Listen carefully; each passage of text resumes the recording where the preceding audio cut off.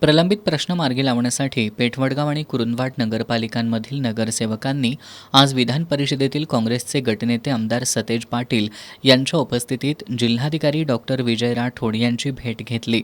सुरुवातीला पेठवडगाव नगरपालिकेतील यादव पॅनल आघाडीच्या नगरसेवकांनी जिल्हाधिकाऱ्यांसमोर शहरातील विविध विकास कामं आणि नागरिकांच्या मूलभूत सुविधांबाबत प्रश्न मांडले.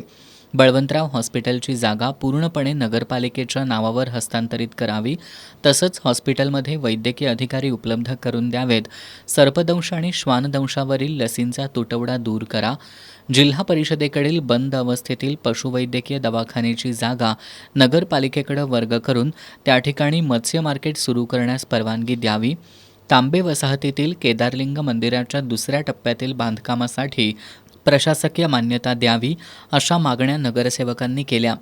यावेळी जिल्हाधिकारी डॉक्टर राठोड यांनी पेठवडगावचे मुख्याधिकारी सुमित जाधव यांना याबाबत प्रस्ताव पाठवण्यास सांगितलं. बैठकीला पेठवडगाव नगर परिषदेचे उपनगराध्यक्ष जवाहर सलगर, नगरसेवक अभिजित गायकवाड, विशाल वडगावे, निवास धनवडे, शीतल कोळी, माजी नगराध्यक्ष अभिजित पोळ यांच्यासह विविध विभागांचे अधिकारी उपस्थित होते.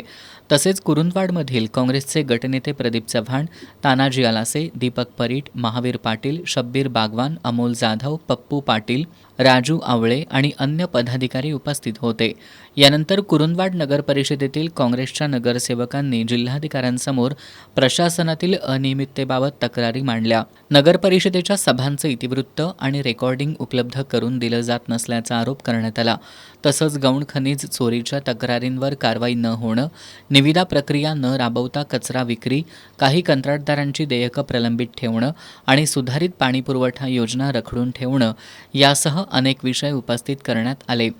माहिती अधिकार कायद्याच्या विरोधातील देशात नियमबाह्य निविदा मंजुरी, माहिती अधिकार कायद्याच्या विरोधातील आदेश, नियमबाह्य निविदा मंजुरी आणि प्रशासनातील दिरंगाईबाबतही जिल्हाधिकाऱ्यांचं लक्ष वेधण्यात आलं.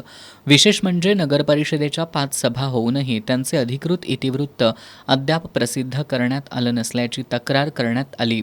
यावर जिल्हाधिकारी डॉक्टर राठोड यांनी कायद्यानुसार काम करण्याच्या आणि तातडीनं इतिवृत्त उपलब्ध करून देण्याच्या मुख्याधिकारी मनोजकुमार देसाई यांना सूचना दिल्या. बैठकीला बांधकाम अभियंता राजेंद्र गवळी, काँग्रेसचे गटनेते प्रदीप चव्हाण, तानाजी आलासे, दीपक परीट, महावीर पाटील, शब्बीर बागवान, अमोल जाधव, माजी नगरसेवक पप्पू पाटील, राजू आवळे यांच्यासह अधिकारी उपस्थित होते. दरम्यान आंबेवाडी ग्रामस्थांनीही जिल्हाधिकाऱ्यांची भेट घेत सोनतळी या ठिकाणी पूरग्रस्तांसाठी राखीव असलेले 95 प्लॉट पात्र कुटुंबांच्या नावावर तात्काळ वर्ग करण्याची मागणी केली. 2022 करण्यात आलेल्या पडताळणीत उपलब्ध असलेले अनेक प्लॉट आता कमी झाल्याचा दावा करत उर्वरित जागांवर अतिक्रमण झाल्याचा आरोप ग्रामस्थांनी केला. अतिक्रमण होण्यापूर्वी पात्र लाभार्थ्यांना भूखंडांचं वाटप करावं अशी मागणी माजी सरपंच MJ पाटील यांनी केली. पेठवडगाव, कुरुंदवाड आणि आंबेवाडीमधील नागरिकांच्या प्रश्नांबाबत नगरसेवकांनी जिल्हाधिकाऱ्यांसमोर अनेक प्रश्न उपस्थित करत समस्या मांडल्या. यावेळी आमदार सतेज पाटील यांनी देखील जिल्हाधिकारी डॉक्टर विजय राठोड यांच्यासमोर संबंधित अधिकाऱ्यांना कायदेशीर काम करण्याच्या सूचना दिल्या.